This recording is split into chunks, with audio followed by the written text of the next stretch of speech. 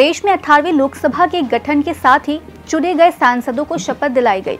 हालांकि उत्तर प्रदेश से 1.25 लाख वोटों के अंतर से चुनाव जीतने के बाद भी नवनिर्वाचित सपा सांसद अफजाल अंसारी शपथ नहीं ले सके।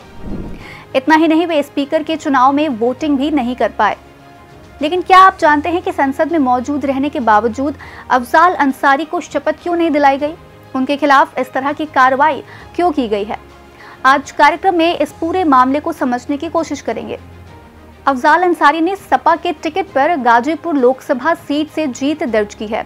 गाजीपुर से सांसद अंसारी शपथ लेते उससे पहले ही उनके सामने सुप्रीम कोर्ट का एक फैसला आ गया, जो उनकी ही याचिका पर कोर्ट ने दिया था।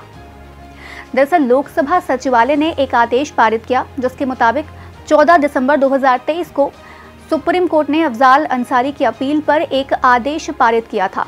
इसमें गाजीपुर स्पेशल कोर्ट ने अफजाल अंसारी को दी गई दोष सिद्धि के आदेश को निलंबित कर दिया था और उसी आदेश में उन्हें सदन की कार्रवाई में भी भाग लेने से रोक दिया था। मामला क्या था? पिछली बार अफजाल अंसारी ने बसपा के टिकट पर गाजीपुर से चुनाव लड़ा था और जीत हासिल की थी। तब उनके खिलाफ गैंगस्टर एक्ट के एक मामले में 4 साल की सजा सुनाई गई थी। इतना ही नहीं, उनकी लोकसभा की सदस्यता भी रद्द कर दी गई थी। इसके खिलाफ वह हाई कोर्ट गए, लेकिन वहां भी उन्हें राहत नहीं मिली, जिसके बाद वह सुप्रीम कोर्ट चले गए। सुप्रीम कोर्ट से अंसारी की सदस्यता तो वापस मिल गई, लेकिन अदालत ने कुछ पाबंदियां भी लगा दी। 14 दिसंबर को अफजाल अंसारी को मिली सजा पर तो सुप्रीम कोर्ट ने पाबंदी लगा दी, लेकिन फिलहाल ये मामला हाई कोर्ट में लंबित है। सुप्रीम कोर्ट के फैसले के अनुसार जब तक इलाहाबाद हाई कोर्ट से उनकी अपील पर फैसला नहीं आ जाता, तब तक वह संसद की कार्रवाई में हिस्सा नहीं ले पाएंगे। साथ ही वह सदन में किसी मुद्दे पर वोट भी नहीं दे पाएंगे। जानकारी के लिए बता दें कि बीजेपी विधायक कृष्णानंद राय मर्डर केस के आधार पर उनके ऊपर गैंगस्टर एक्ट की कार्रवाई की गई थी। इस मामले में उनके वकील का कहना है कि इस केस में वह पहले ही बरी हो चुके हैं, इस आधार पर उन्हें सजा नहीं दी जा सकती।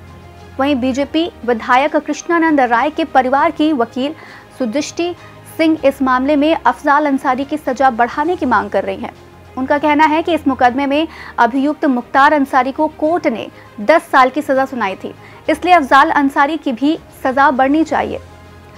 अब अफजाल अंसारी की सजा बढ़ेगी या नहीं, ये तो कुछ समय बाद ही पता चलेगा। फिलहाल उनका राजनीतिक भविष्य इलाहाबाद हाईकोर्ट में लंबित अपील के फैसले पर टिका हुआ है। आज कार्यक्रम में बस इतना ही। हम फिर मिलेंगे कुछ नई जानकारी के साथ। तब तक के लिए हमें दीजिए इजाजत। नमस्कार।